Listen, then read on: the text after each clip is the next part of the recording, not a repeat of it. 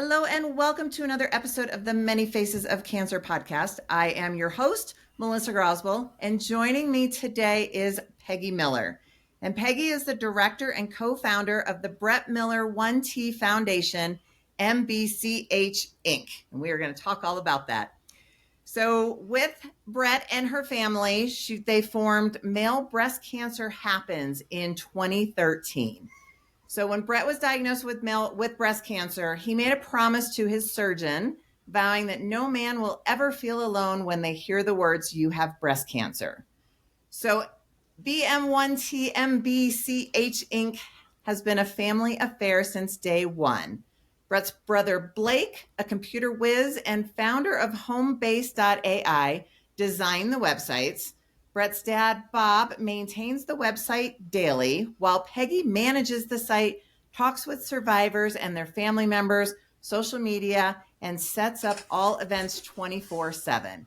And Peggy always says, #together we will change the world, and #men have breasts too. So welcome to the show, Peggy.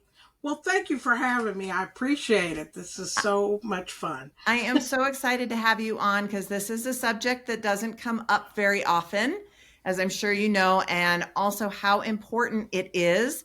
And we're actually going to have Bret on the show too. So for this, I really want to talk with you, being Bret's mom, and kind of getting it from your side as a caregiver, as a mom, and then as such the amazing advocate that you are, to make sure that everybody in the world knows that men have breasts too, and breast cancer is a thing for men as well. Absolutely. Guaranteed. All right. So take us back to, when Bret was first diagnosed. Like, what, I can't even imagine what it's like to find out that your son has breast cancer, because it's not, again, anything that we normally think about. So take us back to that and kind of your reaction and how you went forward with it all. Absolutely. Well, it goes clear back to 2003, and Bret was still at that point a junior in high school, and I was at the high school, head of the sports booster club. I was president that year, and I came home and I reminded Bret, I said, remember, we're going to have the physical nights. We had just started them because most of the kids playing football, all my boys were football players and wrestlers. And it got to a point where you couldn't afford to go to the doctor back then to get your physicals. So we put together, as a booster club, we had many, many families that their dads in the Kansas City area lived in the Shawnee Mission School District. And we put together where we're going to have a physical night to be able to get all our athletes all at one time to get the approval for their physicals right then and there, rather than each one having to go to a separate doctor and get their physicals done. What a great idea. Yeah, and it works. I mean, it's still working today in the high school all these years later. And most of the dads that had players or whatever, a lot of them were the top doctors here in Kansas City. So they all donated their time for the physical night, which was a one night, and it was for both boys and girls for every sport that they played. It was in April because we were gearing up for the following year. So they'd have all the physicals signed and everything, and the coaches wouldn't have to bug these athletes to go get your physicals done. And so it was that night that we did it. And we had a huge turnout because this was only the second year we had done it. We talked about the year before, but this was the year we actually got it going. And Bret comes up to his dad and I one night, and he was watching TV, and he's saying it to his dad, "Dad, feel this. What do you think?" And I was up at that point too, getting a drink of water. And I said, "What are you talking about?" And he goes, "Feel this. It's a lump under my right nipple." And of course, as a mom, as a woman, oh my God, a lump in your breast? Something's wrong, Right. I didn't say anything. I kept my mouth shut, and I felt it. And I go, God, it's a little small pea feeling lump that was rolling around right under his right nipple. And I said, Bret, we're going to have physical night next week. You got to go anyway to get approval to play football next year. All the top doctors in Kansas City are going to be here. And at that time, we had no health insurance because we're self-employed with our business and everything. And I said, let those doctors check it out because you got the top doctors. And hopefully, they'll say, you find out something, whatever. And so again, the next week came along and we're up there all doing physical because I'm doing the sign in and everything. And Bret, as he goes through, and of course doesn't want his mom around or even anybody to know that I was his mom, they're doing this physical night for them. And he goes, I just said, remember, get all those, get your doctor to check that lump. All right, Mom. And so he goes, he gets it and everything else. And all of a sudden he's having the doctor check it. And the one doctor that's checking him out and everything, Bret goes and he asks him about this lump. And the doctor goes, well, Bret, wait just a second. Let me call in a few of the other guys over here. So doctors, because you can tell. He becomes a lovely specimen, right? Yeah, God. So about 7 or 8 doctors go into the same little room to check Bret out, right? And they're all telling him and looking. And Bret says, Mom, you could tell they had no clue of what I was asking them. And they all just said, oh, don't worry about it, Bret. You're going through puberty. It will all dissipate and it will go away. Okay. So that's what we thought. Bret goes on, plays football his senior year, he's a wrestler. He goes then to the University of Kansas at KU, and he's not playing sports there. But as a mom, I kept bugging him. Hey, have you ever gone back to the doctor? Because he had to go for a physical to go into college too. And he asked that doctor, and the doctor said, don't worry about it. They're right. You're going through puberty. Don't worry about it. And again, you can't blame the medical professionals. Most of them haven't dealt with male breast cancer. Right. And most of them are practicing medicine. And unless they've had it in their practice, how do they know what it is, right? So how long did it take before he was finally diagnosed? Well, he graduated from KU in 2008.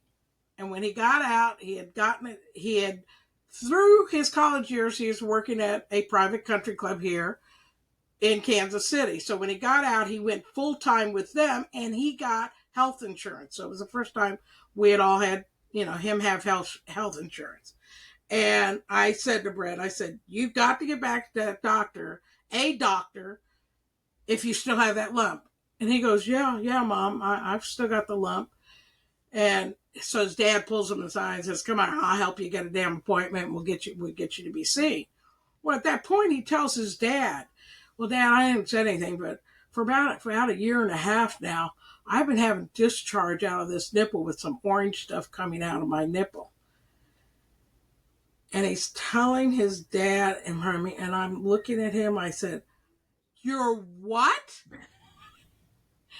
And he tells me, and I said, Bret, we are getting you into a doctor tomorrow, immediately. I said, that's what they show us women you have to look for if you have a discharge. Rather than milk, unless you're nursing a baby, you got a problem, get your butt to a doctor. And if any man has discharge, that's a problem. That's a big problem. Yeah. Any kind of discharge. And Bret kept saying, all he thought it is the lump dissipating, like the doctor's saying, that he had gone through puberty and he was just discharging whatever was there under the right nipple, right? So, speed forward, we get him to a doctor and everything. And the first one had no clue. Didn't know how to treat him. Wasn't great. And we get, at that point, I call and say, I don't like this doctor he's going to. I need a new doctor. I called where he had the biopsy. He got the biopsy done. And, Bret's going to tell you more of his story on a personal level. But I then get us into the right doctor. Good. And this doctor Bret was his 13th male with breast cancer. He knew, ever. But that's, again, In That's 12 more 2000, than probably most of the other doctors had seen. that's exactly in 2010 at this point, because that was 2003, 2010, 7 years forward, okay, Wow. that he's had this lump and it, discharging and all that. We finally get him to a doctor that has a clue of what we're talking about. And again, most doctors back in 2010 never had heard of male breast cancer. I'm sure a lot of doctors today Still haven't heard of male breast cancer. or I maybe can, like heard of it in theory, but never that's right. actually seen anybody with it. I can vouch for that. Yeah. Every single day they see my shirt, they go, what is that? And it opens up the door. It's why I wear it when I go grocery shopping, when I go to the wholesale clubs, anything. Men will stop me and go, I just love your shirt. And then I'm able to tell Bret's story. And for those people who are just listening to the audio, her shirt says men have breasts too. Very true. Very true.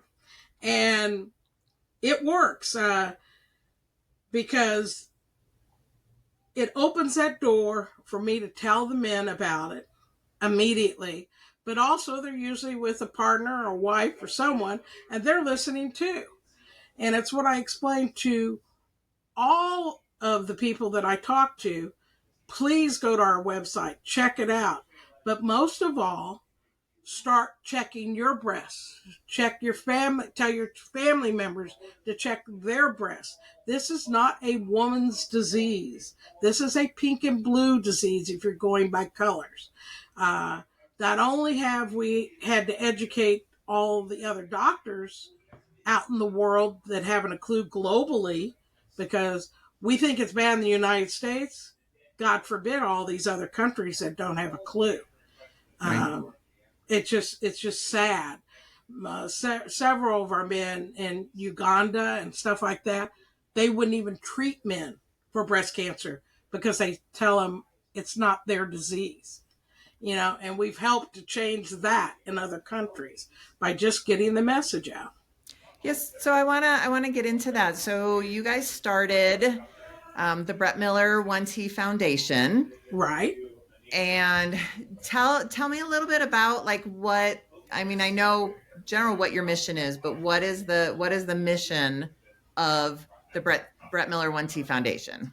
Okay, we are a 501c3 nonprofit, and our mission is to get out to globally the world that men have breasts too, and you need to be checking yourself.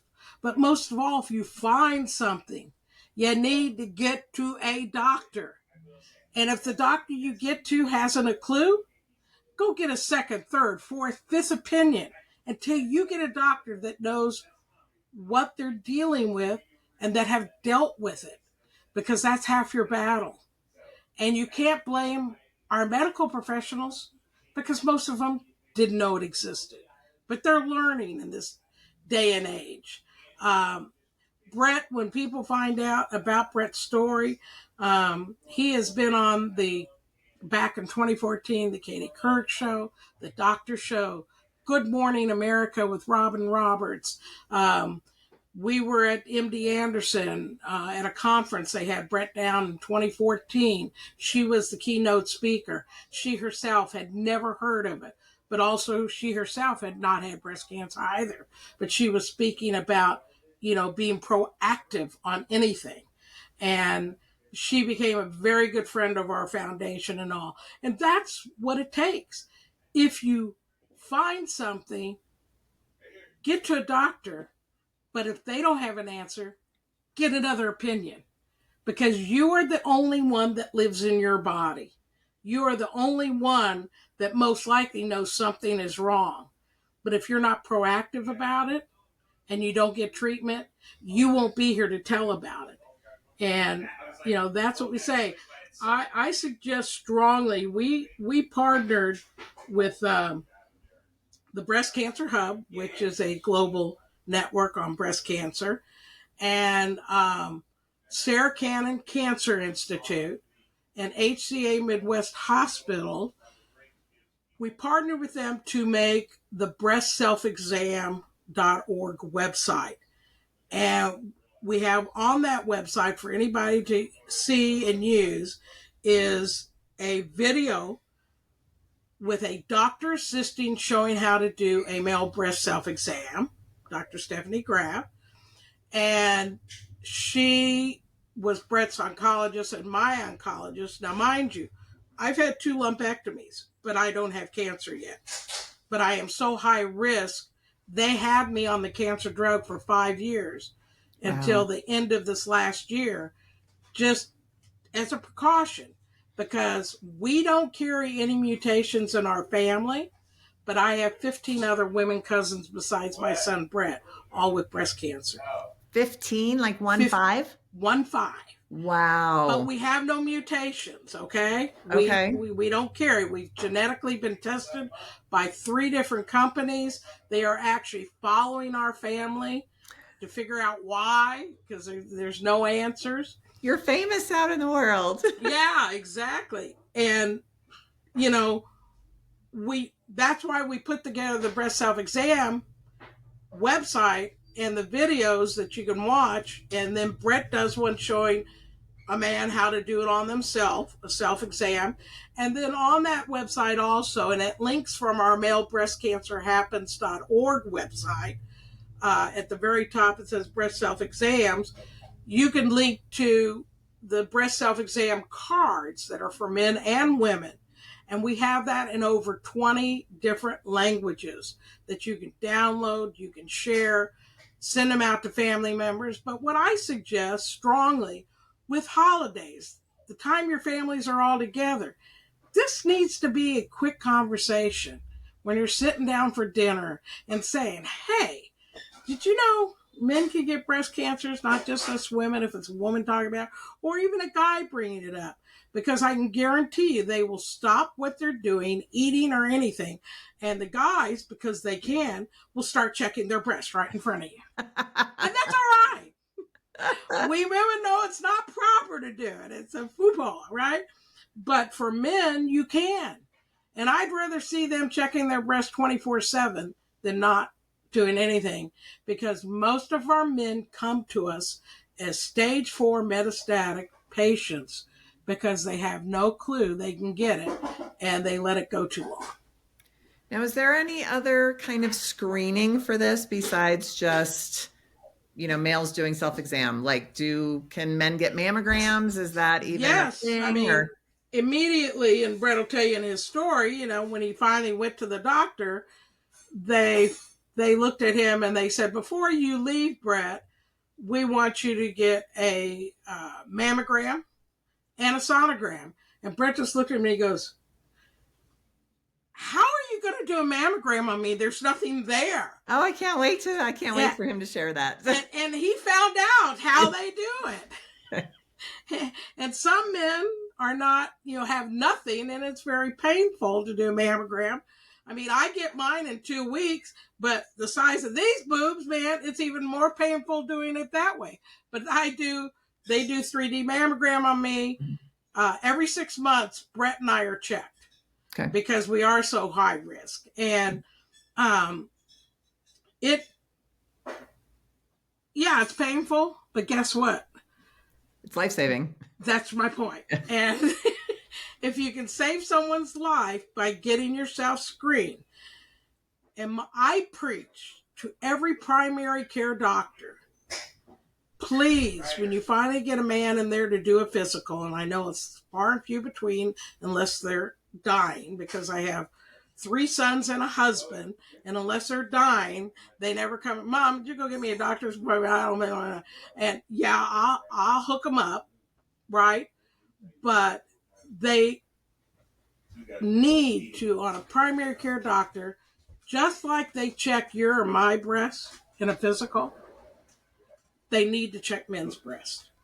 And I tell every man, if you get to the doctor and you've done a physical and you're walking out and they still haven't checked your breasts, call that doctor back in and ask him to do a breast exam on it. It just might save your life.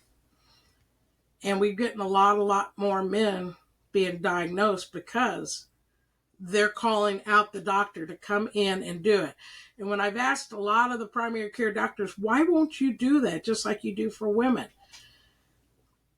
It's been explained to me that because it'll take an extra 5 or 10 minutes and I could fit 3 more patients in that day, we don't do it. It's a cost-effective deal. Wow. And Gotta love medicine in this country. it is. And it's sad part, it's only going to get worse the way things are right now. During COVID, it was horrible. So what is the prevalence of breast cancer in males? Do you have any statistics on that? Oh, ton of statistics. Actually, the easiest place to go, it's on our website. The link is American Cancer Society gives you everything broken down. Okay. Gives you the statistics and everything else, like 2,700 men a year, and it changes every year, will get diagnosis of breast cancer in the United States. But I can tell you that number is so incorrect because most men won't tell their doctors or go get checked. So the numbers are always skewed. Right. Our surgeon, Dr. McCroskey, and his wife, she was his nurse, but he's since retired. He was the first to tell me and that he knows the numbers are off because when they report, if it's man or woman, it was reported just by name. You could not report the sex of the person. Oh my gosh. So if it was a Pat, and that Pat could have been a Patricia or a Patrick, Right. it was counted as a Patricia. Gotcha. So that's why the figures are wrong. But on our website, it's a link. What is male breast cancer in men? You know, you click on that. It'll take you to American Cancer Society, right where it's at. And it gives you all the statistics. And those are updated yearly. Okay. And they are the best source of getting that information on the statistical information. Okay. And we'll put it in the show notes, but the website is malebreastcancerhappens.org. There's Correct. So much great information on there because this is something that's not talked about. This is, you know, and I had a gentleman on a few weeks ago who was diagnosed with testicular cancer. Yes. And just the stigma around testicular cancer. And in men don't want to go to the doctor anyway, like you said, unless they're dying. And these are things that, you know, they're young men's diseases. And, you know, and it's a big deal that people need to be getting checked or checking themselves. Absolutely. We are going to have our global conference, first time since 2019 in person here in Kansas City, April 24th through the 27th. And you're going to come. I am, yes. I'm You're going to speak for us also to tell people what you're doing. But it is so, so important for the messages, and what we do at that conference is we're bringing specialists together from all over the world. We have 22 speakers lined up right now. Out of those 22 speakers, 16 are coming in person, and the other 6 will be on a Zoom type, you know, conference like this. At the conference, we'll be showing, you know, their actual talk where they'll speak for 15 minutes of their specialty, and then there'll be a 15-minute time for questions and answers from anybody that's there in person or online watching the conference. And you can watch it online if you can't get to Kansas City as well. Okay, God, technology works, because that's always our case. Cool. We can put that information in the notes too if anybody wants to tune in. So definitely, there's a link from the website straight to the 12th annual, you know, conference coming up. And soon by the weekend, we'll be getting up all the speakers that are going to be appearing and links to what their specialty is. One of the speakers we got is pretty amazing, because I said while I was on Arimidex for them treating me for not to get the breast cancer, which they don't normally do, and I was just a test example, is a doctor that speaks about chemo brain. It is so real. It is real. Your immediate memory, you forget constantly. I mean, I'm 72 years old. I'm forgetful anyway at my age. But I'm telling you, my kids were looking at me, why the heck aren't you remembering that? I said, this drug stops me from remembering. Now, I've been off it since December 31st, and I can already feel a difference on getting some of that immediate memory back.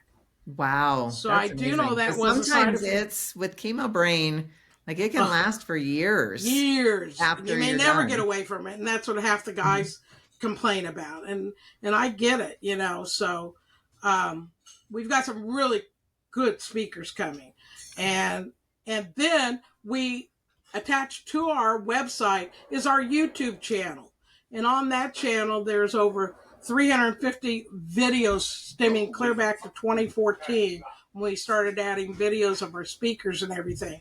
And just the other day, I was checking the background of everything on the YouTube videos there, and there's some that were amazing. The Katie Couric show's on there, the doctors are on there, Good Morning America's on there. So you can actually go back and see when Bret was on these different shows and talking about it. Uh, Awesome. one of the big actors who had breast cancer was Richard Roundtree. He was the original Shaft. And in 1993 is when he was diagnosed. But he Wow. would not even talk about it because he thought it would destroy his Hollywood career. He did pass away last year, not from the breast cancer, from other related COVID issues, Okay. but amazing man. And talking the way he talks about it, was talking about it and getting the message out there. So, So he did eventually come out and talk about it because yes, it's a him and Bret shame, but him it's and Bret also were the on Katie Couric show in 2014. That when you watch that video, yeah. you'll see him on there with Bret. Okay, because it's a testament to our society today, but also kind of sad that in many ways, like somebody famous has to be diagnosed and choose to speak about it before, before it becomes a thing, unfortunately, Exactly, and you know the other famous man that's just most recently been diagnosed 2 or 3 years back now is Beyonce's dad, Oh, and I did not know that. yeah,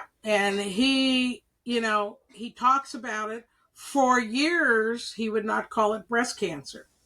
He refers to it as chest cancer. All But right. just recently, he's agreed to call it breast cancer because chest cancer and breast cancer are two different things. I mean, True. it could be anywhere. I mean, we have several of the guys where their lumps were not in their breast, weren't under their arms, but would be up here in the clavicle. And when you're doing a breast self exam and it shows it on the videos, you want to check from the top of your neck down underneath your rib cage because that lump could appear anywhere in that area, and that could be cancer. Right. We've had many women that didn't have the lumps in their breast, but in their upper areas here. Right. So you seem very much like a woman of action. Tell me a little bit, like from an emotional standpoint, like going through this with your son, like, and especially something that it's not like it was lung cancer or, something that everybody talks about. Like, what was that like for you? Because he was not married at the time, he was still young. So I'm assuming that you were, in many ways a caregiver for him. You Very know, much so. tell us a little bit about what that was like going through that with him. It was unbelievable at the time. Um, I have 3 sons and a daughter. I'd expect my daughter to possibly get a diagnosis like that. I have 2 sons, my daughter, and then another son. And it was just to the point where I'm going, wow, this is amazing that, first of all, most of the doctors couldn't diagnose him and get an answer for us. All we wanted was an answer. And we had to help get the right doctors involved to be able to get his answer. And, it was sad because the day of Bret's mastectomy, I was pulled aside by a surgeon. And he says, I'm going to say this to you. I want you to only be the one that knows it. And we're going to pray it's different. But because he was having discharge like he was having, I'm going to tell you, most likely he will have cancer everywhere in his body, and there won't be much we can do to save him. So, of course, as a mom, I'm Gee, freaking thanks. out. I don't even tell my husband. I wait the 5 hours of surgery, and Dr. Lon McCroskey comes out and he says, "Come over here, Peggy." And I go, "Okay," because I'm thinking, oh my God, now it's everywhere. He goes, "Everything I told you before I went in, wipe it out of your mind. God's got a plan for this boy, just like I told you and Bob. And he has got this diagnosis for a reason." And I've always said, God knew which one of my kids to give cancer to, because my other two sons would have never talked about it. That's not their demeanor. But Bret was a kid from age 3 on. "Mommy, did you know that they make this and it's really good? And have you tried this yet?" And that's been that kid all of his life. And to this day, he will turn 40 this year. He is still the same way. His son that I watch every single day, a 3-year-old, is just like his daddy. Always wanting us to know what's going on, and I need this and I need that. But God knew which one to choose, because he is getting the message out. My husband's aunt, my aunt, Franny, was part of the Daughters of Charity, high up in the nun situation. And the week of Bret's surgery, she was actually with the Pope. And that's how high up she was to run all the Daughters of Charity in the United States. And she mentioned to him, "Can we at least have prayers for my nephew?" Because he's going to go and explain it to him. And he goes, "We will pray, Franny, but I just want you to know." And her name was Sister Kieran Neves, and the Daughters of Charity. "I just want you to know that your great nephew was chosen for this. He was put on this earth to do this. And this is why he is here.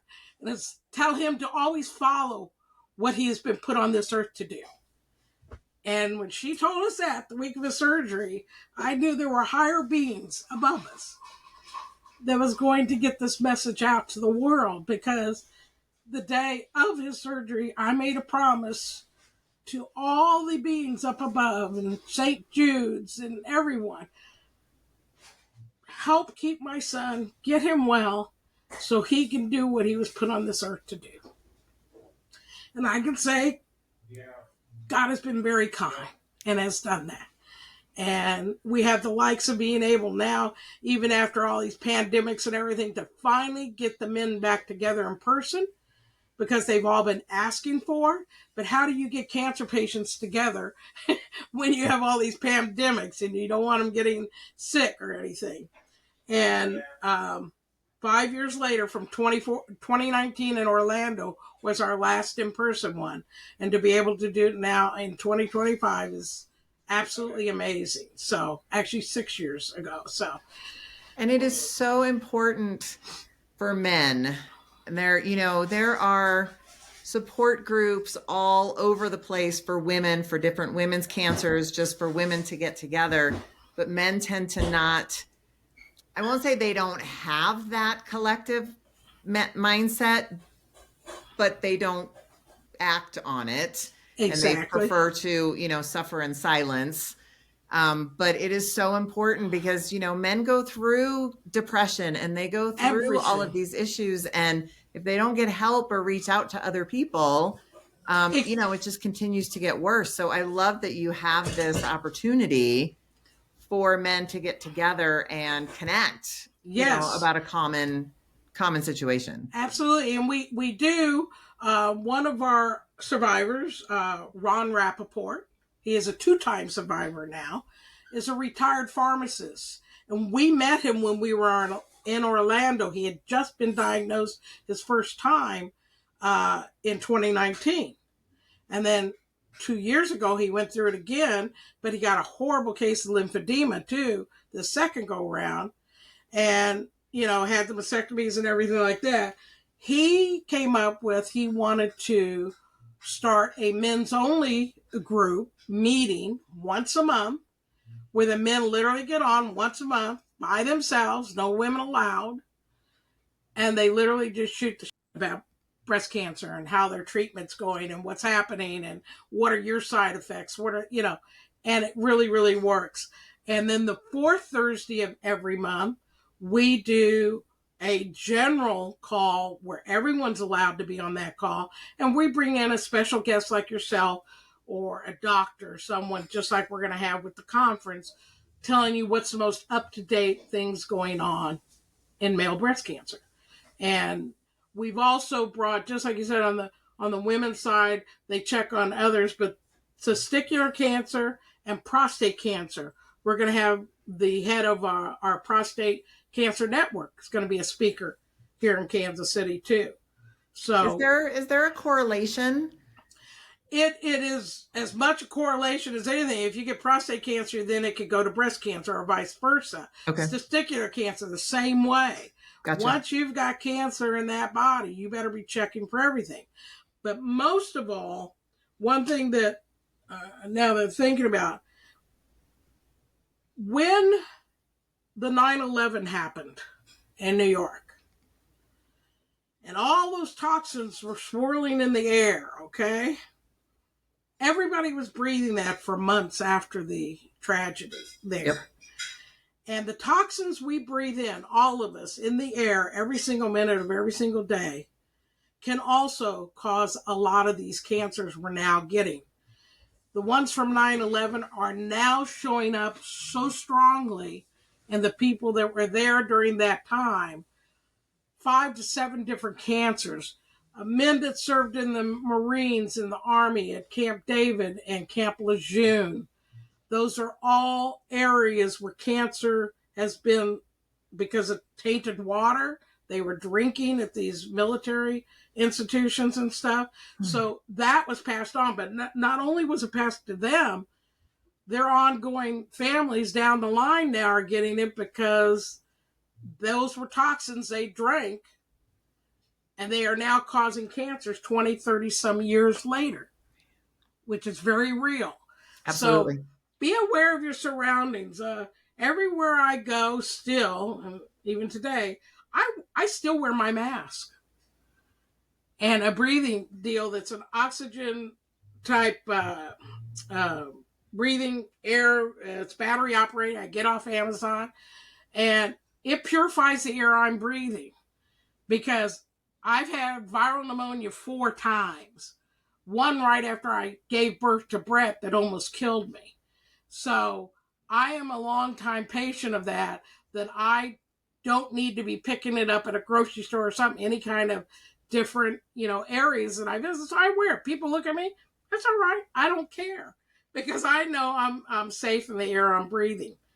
And a lot of our guys, I'll send them the link from Amazon. It's $30. It's actually made for joggers for when they're jogging.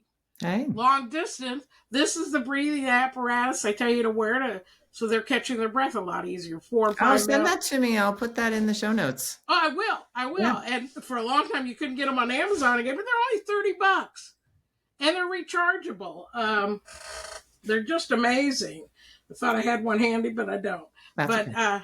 I have many of them. But that is something that people should think about. Right. Especially if you get, different viruses and COVID and, mm-hmm. It's just something. Be aware of your body. Gotcha. Again, you're the only one that lives in it. Right. Know your body. Do something about it if you find something. And you only get one. There's no full body transplants at this point. No, there is not. All right. So the website is malebreastcancerhappens.org. Right. And you can, all of the things that we talked about, you can get to from that website. Yes. And there's also breastselfexams.org. Yes. Is for, how to do a male breast exam. Yes. So we'll put those in the show notes, and the cards for women are on there too. So it's for men and women as well as men. It's right. it's for both, but female breast cancer is kind of it's the sweet cancer, That's right. It's the only one everybody talks about and everybody knows about. And, I really want to focus on males with this because it's not talked about. The bottom line is if you have breast, you can get cancer. You can get breast cancer. And I don't care because that's the other little note. We have boxer dogs. So our boxer during Bret's situation when he was going through his cancer, also had breast cancer. Oh my God. And had surgery the same week. Ugh. The boxer dog. Okay. Wow. So anything with breast can get it. And even on our YouTube channel, Eli, the orangutan, in 2014 in Salt Lake City Zoo, he had breast cancer and died, and the video is on our YouTube channel honoring Eli, the orangutan. If you have breasts, you can get breast cancer. I say, bottom line, if you have breasts, check them. Absolutely. Check them. All right, Peggy, thank you so much for joining me today. This is such important information, and I know that people are going to be, much more informed about this. Absolutely. We appreciate you having us and getting the message out for us, because, as I say, together we will change the world that men have breasts too. Absolutely. All right. Enjoy the rest of your day, and I will see you in a couple of weeks for the conference. That's right. Thank you. All right. Bye-bye.